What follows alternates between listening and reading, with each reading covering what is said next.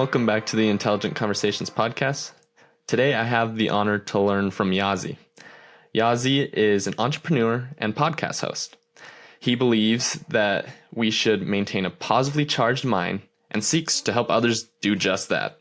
So, Yazz-E, thank you for coming on today. I appreciate you taking the time to come on. But just kind of a general... sorry about that. No, not a problem. Just a general, kind of introduce yourself. What kind of led you towards entrepreneurship and podcasting? Josh, well, first off, thank you, as always, for having me on. I'm glad we were able to lock in today. So a little bit about me and what got me started. So I'm from Louisiana. I am the oldest of about 7 kids. I grew up with my 2 brothers in a single parent home. So I know that's like a little bit of that story. Mm-hmm. So I was always learning. I would like to say that I am a child of the village, as in by my mom being a single parent, raising 3. Okay. I was raised by my uncles and my cousins and my grandmother. I had a really good relationship with them. So I was able to learn from them. They showed me a lot of love. They gave me a lot of encouragement, which got me over a lot of childhood situations or circumstances that probably would have stumped a lot of my friends in the past. Yeah. From there, I kind of modeled myself after those who I looked up to, because I didn't always have the best examples of who I wanted to be. But at an early age, I realized that. So it kept me out of a lot of trouble and a lot of things that, would have got, like I said, would have cut a lot of other people up. And I like to say that, I was able to avoid some trouble. I still have my little days because we're kids. We're exploring. We're figuring things out. Fast forward, I got into, when I was in high school, maybe around my, I want to say sophomore year, I was introduced into screen printing. And the cool thing is that at my school, we had these classes almost like trades. So I had a wood shop class and I had a screen printing class. The cool thing about this is I was introduced to teachers who are actually entrepreneurs. So that was my first encounter with entrepreneurs that I knew personally. So that was interesting because my screen printing teacher always would say, I don't need to be here, but I choose to be here. And outside of school, I was able to see his shop, his screen printing shop and everything. So I was inspired as in all teachers aren't boring. So it was like, hey, this is kind of cool. He pulled up, had a nice little car and everything. And when we talked, I was more tapped into what he was saying than any of my other classes. And at the same time, being a, young kid, grew up off of hip hop and arts and everything. I was inspired by Pharrell at the time. So Pharrell used to, when he came out, he had Skateboard P and Ice Cream and everything else. And so in the screen printing class, I learned Photoshop, I learned Illustrator. So I was like, you know what? I can do doper things than Pharrell. So I started a t-shirt brand, and that led me all the way into college. I ran it for about 5 years or so, had a little bit of success on the local level. I really learned and tapped into my entrepreneur skills. I used to, this was around the time that Obama was being nominated or running. So I made voting t-shirts, and I went to the nearby neighborhoods, the nice neighborhoods, and knocked on doors with a bag full of shirts trying to sell it to people. Cause that's the only way I knew how to do it. So I was going door to door trying to sell t-shirts. Then that turned me into okay, let me make this into a brand. And I went to store, knocked on doors, had a bag full of t-shirts, and hey, this is my brand, check us out. And I was able to get into some popular stores locally. Led me on to college because I decided to go to school for it. It was either I was going to be a rapper or I was going to do this t-shirt thing, this fashion thing. And I had an affinity for both. But I figured, look, my mom was the first to go to college out of 10 kids. And I was like, I would rather keep that alive as well because, it's an honorable thing. So I went to school for fashion, merchandising and business. I'm sorry, fashion design. I was like, I'm not really into the sewing side of everything. I'd rather learn how to sell it. So I did that, graduated, lived in New York for a little bit. So I bounced around and now I'm on the West Coast. And so all of that, I said all of that. This led me or kept me into the entrepreneur space, and now I'm pursuing after podcasting. So I've been in the podcasting space for roughly about the same amount of time, about 2 years, and I've been investing in different accelerators and every other way to continue to spread the message of positivity and mindset, because those are the same things that kept me out of trouble but into new spaces, got me into rooms with people where I'm just like, I'm the dumbest person in the room. I'm the poorest person in the room, but I'm learning from these people, and they were happy to have me around. So that's like, just listening to you talk. I mean, every entrepreneur's like story is unique, but there's a lot of similarities as well, right? I mean, kind of on the teacher's end of things, when you were talking about that, I had to laugh because I had quite the opposite. It was like, these teachers are so boring. I'm like, there's gotta be more out here.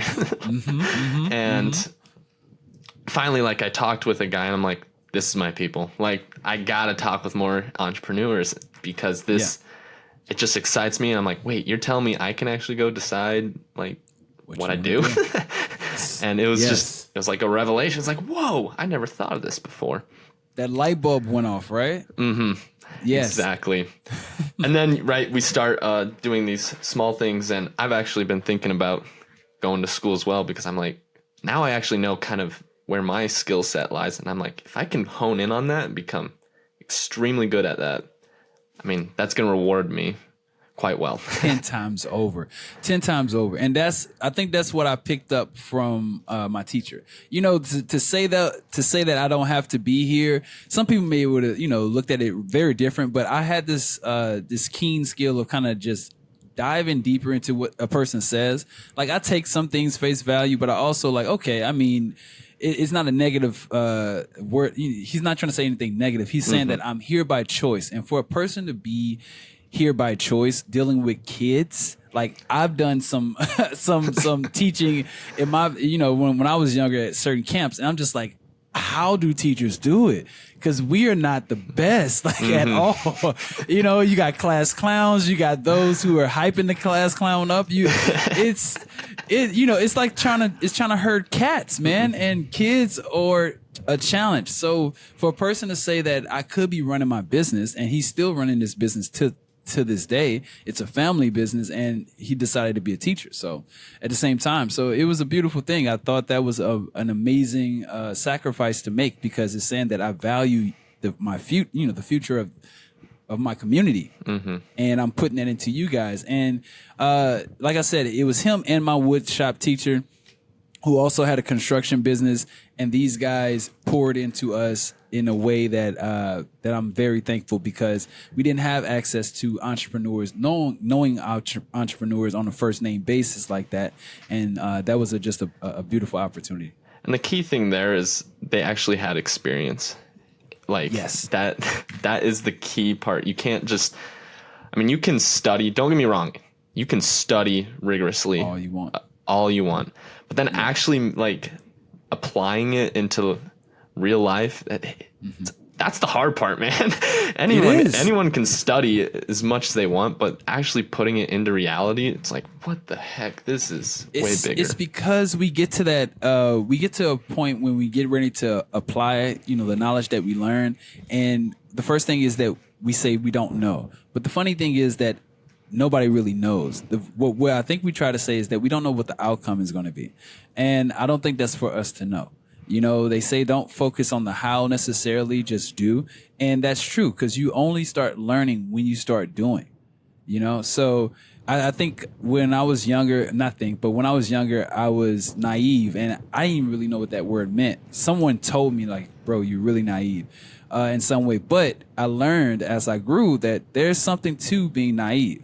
And the first thing is that you don't share the same fear as someone else that may have been doing it for a while, or someone who's become jaded. And that's a good thing, because you need that initial start, and that's why sometimes starting sometimes can be the hardest part, because we'll read about it. We'll look at the stats on it.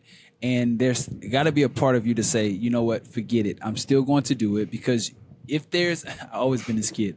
If there's a 1% chance, I'm thinking that I'm that 1%.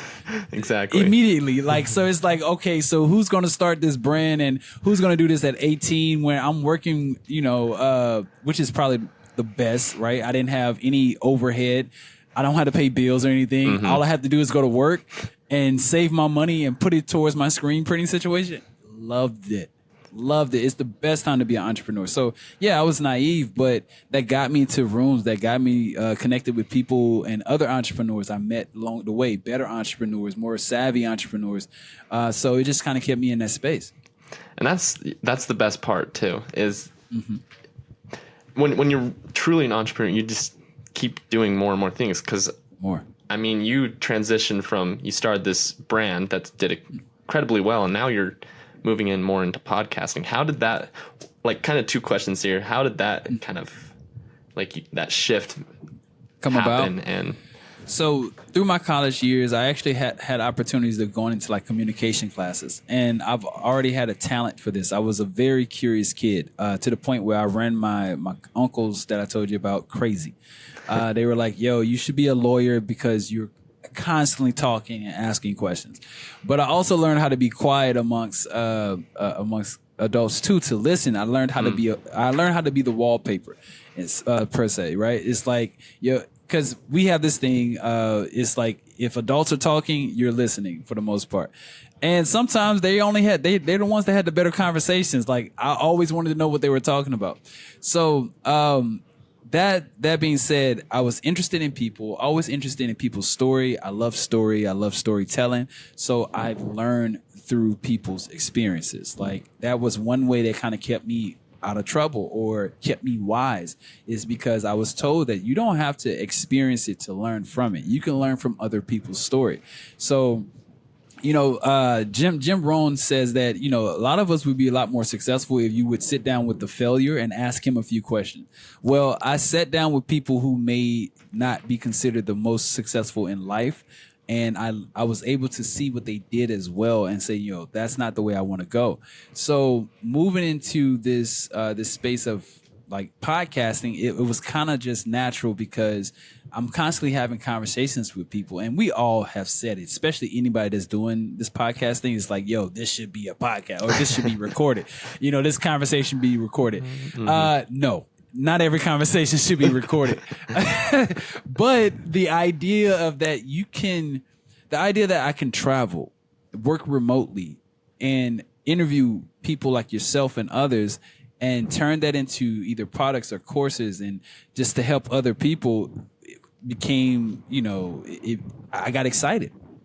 I'm like, I think this is where I need to be, at least for the moment, right? And turn this and put my best foot forward, and turn this into something that can bring in my fortunes and help me continue to expand. This could turn into a book. This can turn into a course. It could turn into a movie. Like, it's whatever it is. It's media. It's content, and content is king. So that's what turned me on about it. And then right around making my decision was right around the pandemic. So a lot of people were at home. A lot of people were in the house. And I was like, yo, you know what? I think this should be my next venture. Let me just start putting a few things out.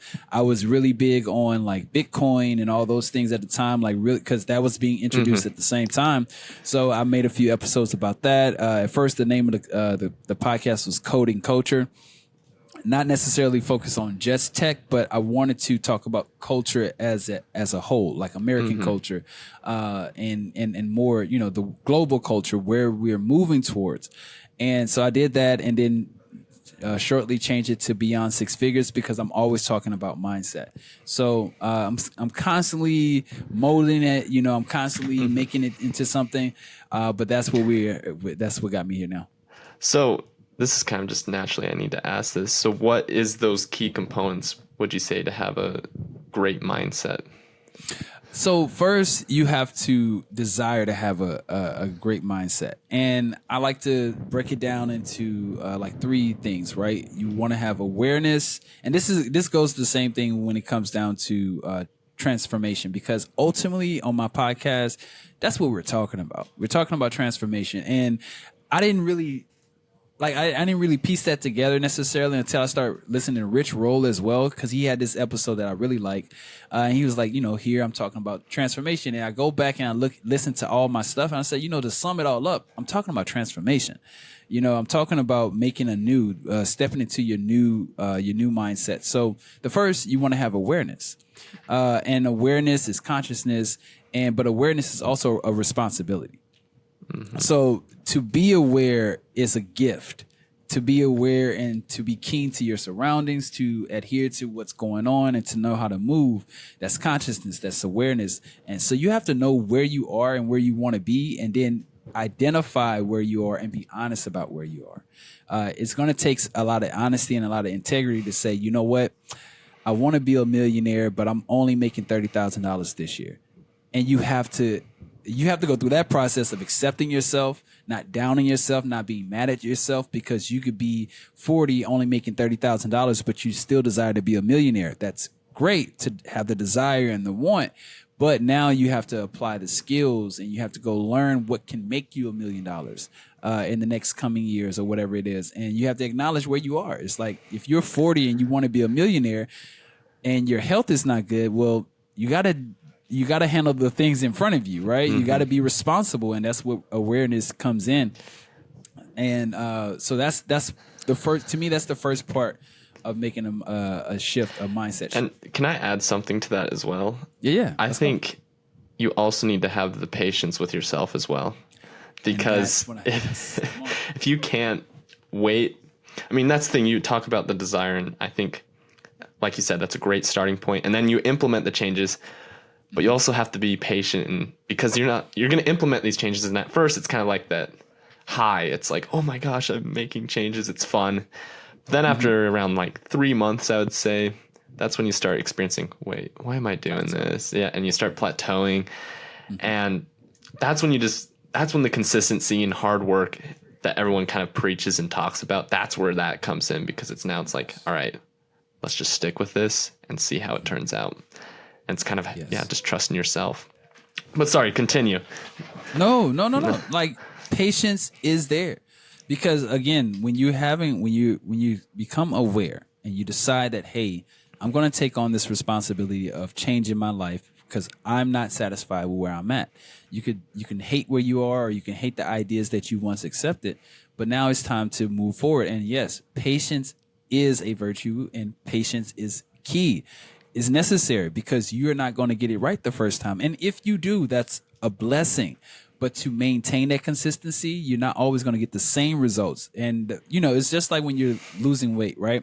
If you tell a person to stop eating sugar, of course they're going to lose weight.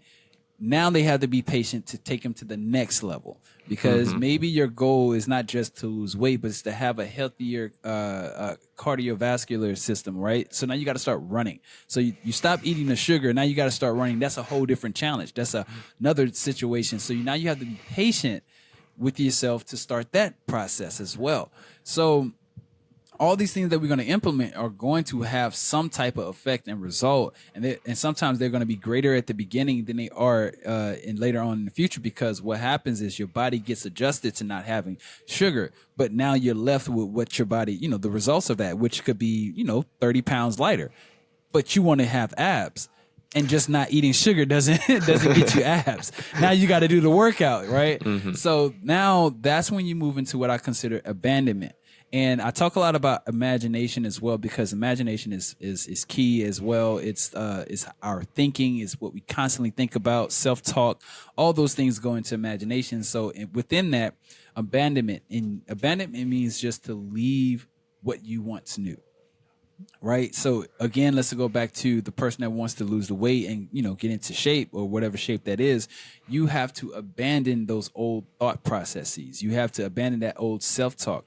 And you can only do that piece by piece. You're not just going to wake up tomorrow and now you're talking all health knowledge. No, you have to saturate your mind, right? The process of saturating your mind, which is also being aware, saturating your mind with the new stuff, and saying, okay, this is what I'm on now. So I'm reading this book. I'm reading that book about health. I'm reading this book about juice. I'm listening to this about working out. Maybe you have a favorite follower, and like social media can help us if we decide to, but it really Yes. helps us with the saturation part of it. Because if you were really serious about it, you would start unfollowing all the things that trigger you.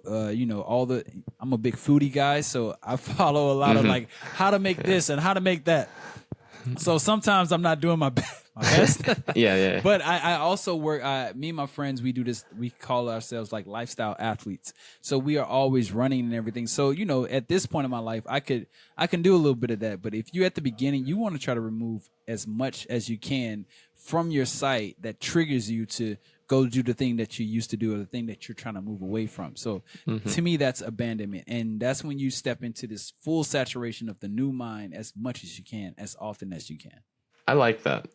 I really do. And to add on to the social media part of things, this is something that I've actually been trying to implement recently, and it's curate your feed to what you want, right? Yes. Because I mean, I realize I'm like, I really love technology and learning like these fascinating stuff on how to do it. And I'm like, why not just watch stuff about that?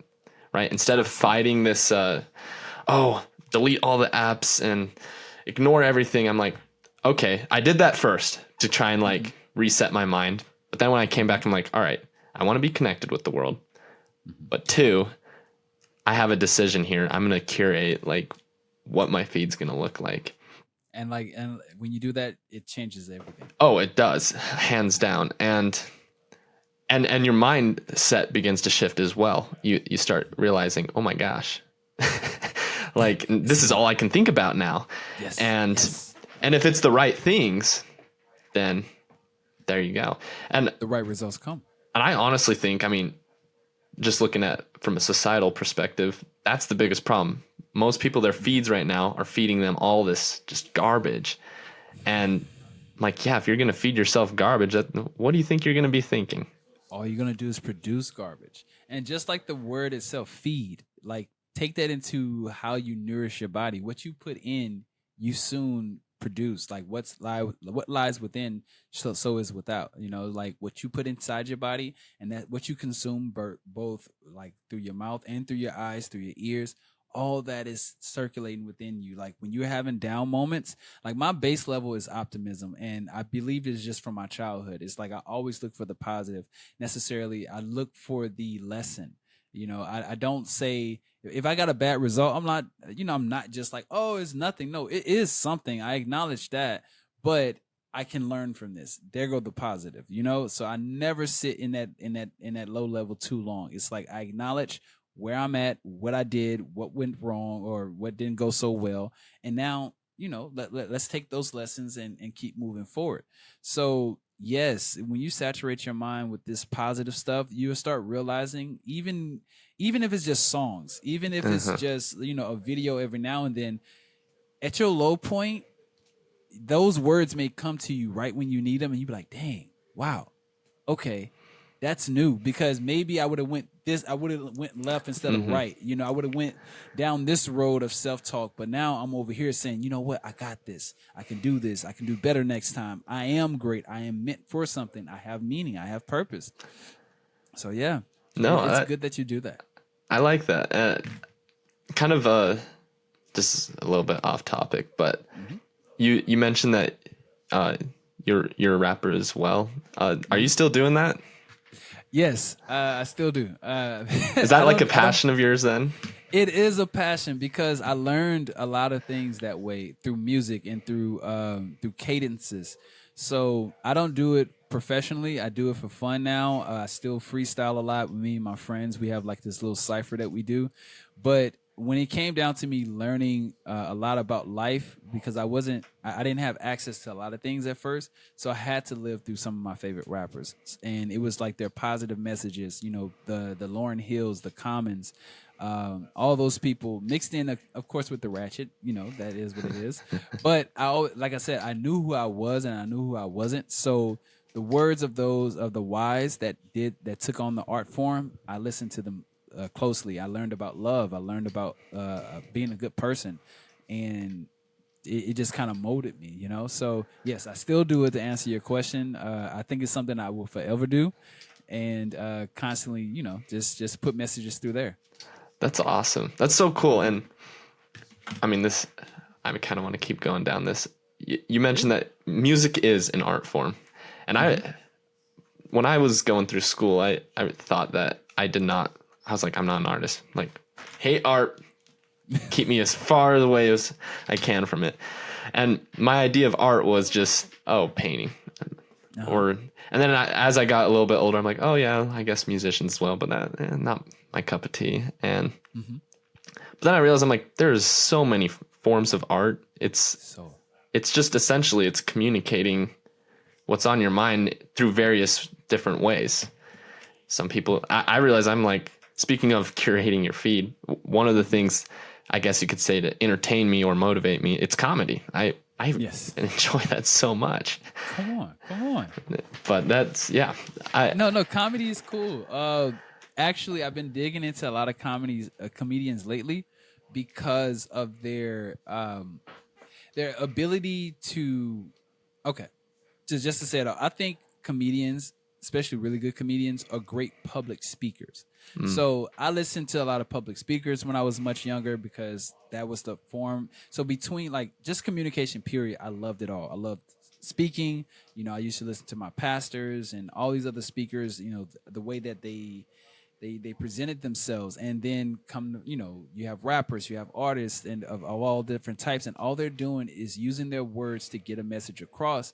So where I'm going with that is that they took the communication art form and just kind of mixed it into so many different ways. So I think a comedian is a great way of having these tough conversations, but still putting the funny inside of it. And that to me is a unique art form. And that's why I love, guys like Andrew Schultz. I love, Dave Chappelle, all these guys, and especially Dave on the newer Dave Chappelle, because he takes these very tough conversations and he has them in front of millions of people, but he still finds a way to make you laugh about it. So I thought that was very unique. And one thing that I learned about humor is that when you make people laugh, they learn twice as much, because now you're associating a good moment with either a tough conversation or some really deep information. There's another guy, I forget his name,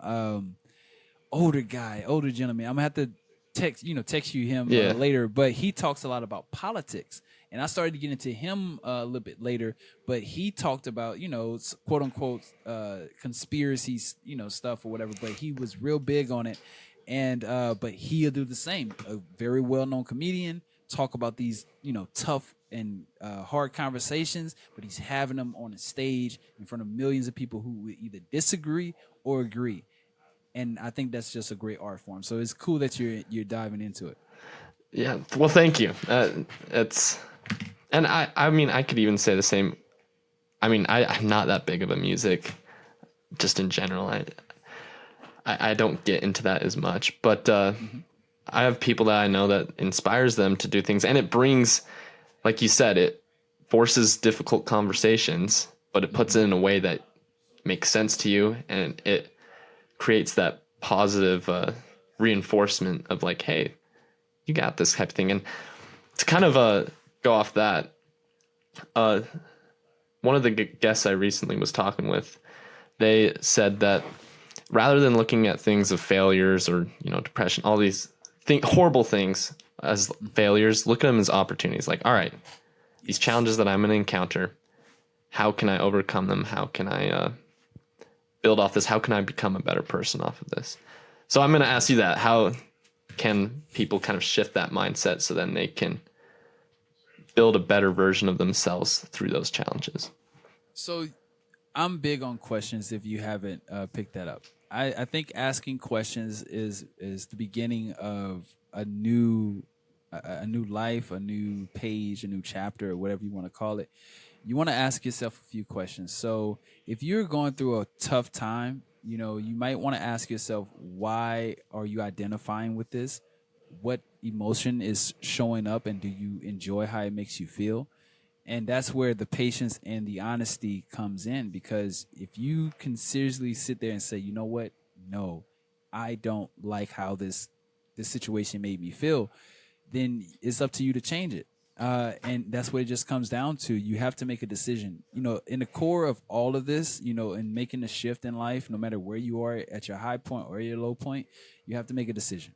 Mm-hmm. And that's where faith comes in. I'm really big on faith because that's a conversation I always like to have, because I like to explore other people's faith as well. No matter if it's from a religious background or whatever, you still have to have faith to step out on yourself and to believe in yourself. So for those who want to change themselves out in a challenging situation, know that if you wake up tomorrow, you have that opportunity. That's a fact. We might not always get tomorrow, but if you do, know that's a blessing. And then I would say second, make the decision. Ask the question. Make the decision to ask the question. Then after you answer it, then continue to make do the actions. So there's a few things. So like I said, 1, ask the question. 2, decide. And 3, I would say keep asking questions until you feel like you've come up with an honest answer. And one way to do that is continue to ask why. Why? Like the 5-year-old. Mm-hmm. Or the 3-year-old who wants to know everything. Like, why? Like, really annoy yourself with this question and be honest every step of the way until you get to that point where you just can't, like, it's like, oh, this is it, right? Like, this is why I do what I do. This is why I feel the way I feel. And within that, you take some type of accountability for your actions. Because if you want to change, that means that you can change.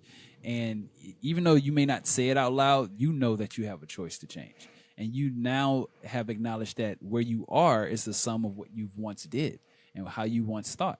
So you're acknowledging that all at the same time. Even though you may not have the words for it, you're saying that when you get to that last why, you're just like, oh, this is why.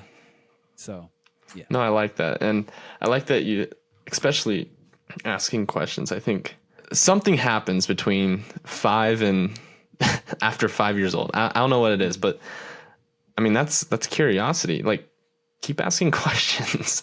Like, if you want to understand things better, I mean, that's even like, let's go back to the entrepreneurship. If you want to understand like what the heck is going on in your business, like, ask questions. Like, questions are, it's key. It's helpful.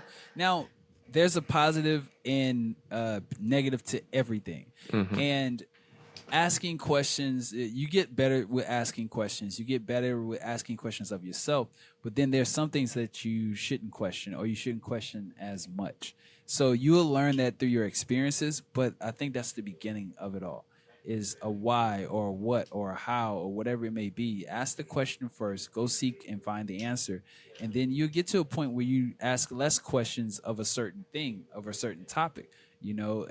Every master is not continuing to ask the same question that he once asked when he was a beginner. At a master stage, you're asking a different type of question, and you may be asking a more precise question.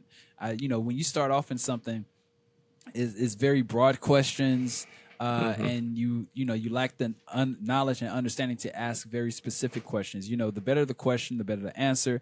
Also, the question that you ask only reflects where you are. The person who wants to lose weight is just like, oh, yo, how can I lose weight? Well, that's a very broad question. So you get a simple answer. Work out. And okay, cool. What's a workout? Right now we have that question to answer. But this is a workout. Then, or you can ask the question. A person who's mastered that may be like, well, how many calories should I take in? Well, that's a different question. Well, so that means maybe you're making strides here. You probably passed the workout phase. Now you're asking like, what should I consume? Then you might be asking about gut health and all these other things. So okay, that shows a different level where you at. Okay, you might be trying to do bio. You're trying to hack your bio chemistry in some way. So okay, now you're asking about those. So you ask questions, which is the start. No matter what your question is, start with that question. Go seek that answer. Go look for those who are where you want to be, and put in the work. Exactly. It's almost like having that focus of like, all right, I'm going to focus in on this, and right, you focus in on that you have that broad question, but then you hone in and say, all right, this is what I'm going to get to the root problem. I'm going to get to the root steps I can take to actually make some real change. So I hate to wrap this up, but I'm going to ask the intelligent question of the day. Let's do it. In regards to, kind of focusing and honing in, one of the dangers I would say is that sometimes we get that tunnel vision where we start ignoring outside, like other potential solutions. Like we get so focused, but like it almost goes against us. How, I guess, one, what would be the difference between that tunnel vision and focus? And two, how would we maintain focus without having that tunnel vision? So I just want to make sure I answer it directly. So you said the first part of the question is how do we maintain that tunnel vision? No. So the first part is like, what's the difference? Would you like, from your point of view, what would be the difference between focus and tunnel vision? And then the second one would be, how can you maintain that focus rather than having that tunnel vision? Gotcha. So if there's okay, from my point of view, the difference between focus and tunnel vision, I would say they both work with each other, right? A focus is a locked-in idea. Tunnel vision is the unwillingness to go left or right. You are tunnel vision. You have focus on the end. So tunnel vision can be a little it also has a downside to it as well. Not being open to other ideas or other routes to get to where you want to go can be harmful, but it also can be helpful. If you're trying to go to straight to wealth, well, you can have tunnel vision and you say, you know what, I'm going to do it through this job. I'm going to be a CEO. I'm going to make $1 million. Well, come to find out, not every CEO is a millionaire. And you may had other opportunities to step out off of this route of becoming a CEO, but you decided not to because you had tunnel vision. Now you were focused. You were focused on making the income. You was focused on doing the habits, making the skill, doing the skills, acquiring the knowledge. And that's a focus because you're focused on the idea of it. The tunnel vision can get you to your next point, but it may not get you to your end goal. And that's okay. Because once you wake up and you say, well, you know what, I'm not a millionaire, but I'm a CEO, I'm making $500,000. Well, it may be time for me to step out and to be an entrepreneur or an investor. And that's you now accepting different possibilities, but you're going to soon be right back into the tunnel vision. It helps because it's moments where you're going to have to be so locked in and so willing to not move from where you are. You're gonna have to stand 10 toes down and 10 toes deep in whatever wherever you are, in order to get to the next step. So there's always going to be moments of tunnel vision, but as you continue to learn and adjust, you're gonna see that I can modify it. But once you modify it, you go straight there. You don't waste time. You look, okay, I can go right this time. I'm gonna go right, but you might get to this point a lot sooner. Okay, then now I'm gonna go left. Then now I'm going to take this route. I'm going to take this route, but you're still focused. You may have to modify on the route, but you're going to eventually find yourself tapping into a little bit of both as you continue to grow and as you continue to expand. Dang, that's the intelligent answer of the day. That's wow. No, I like that. And I like that a lot. Like, don't be afraid to modify, but still have that end goal in mind, I think is the key part there. And Yes. Well, Yazz-E, thank you for coming on today. If people want to find you, reach out to you, whatever it is that they want to do, what's the best way that they can do that? Cool. Well, first off, again, Josh, thank you for having me. If you're looking for me, guys, I am on all platforms. You can find me at Yazz-E or Everybody Loves Yazz-E on Instagram or just by my name, Aaron Kentrell. And then Beyond Six Figures, which is my podcast. I'm on all platforms. Please take a look and listen and tap in. TikTok, I do this thing called Moments of Agreement, which is my opportunity for spreading a little joy and love in 3 minutes at the most. And so you can type in Moments of Agreement on TikTok, and you can watch those if you're looking for some new content to kind of help saturate your mind in a more positive way. So there you have it. Yeah. Well, thank you for coming on, man. Hey, thank you for having me. I can't wait to see what you flourish into, man. And let's continue the grind. Yeah, let's get after it. So everyone, as you can tell, that is Yazz-E. He's a very intelligent person, has great things to share. I challenge you guys, if anything spoke to you today, to reach out to him. I'm sure he'd be happy to help you out. Stay tuned till next week. We have a great guest lined up for you guys. See you guys next week, and let's get after it. Hey everyone, if you liked this episode and would like to hear more, be sure to hit that subscribe or follow button. We release a new episode every Wednesday for you guys to listen to. Thank you guys so much for the support that you give. We could not have done this without you guys. If you would like to be a potential guest on the show, check out intelligentconvos.com and fill out the form there.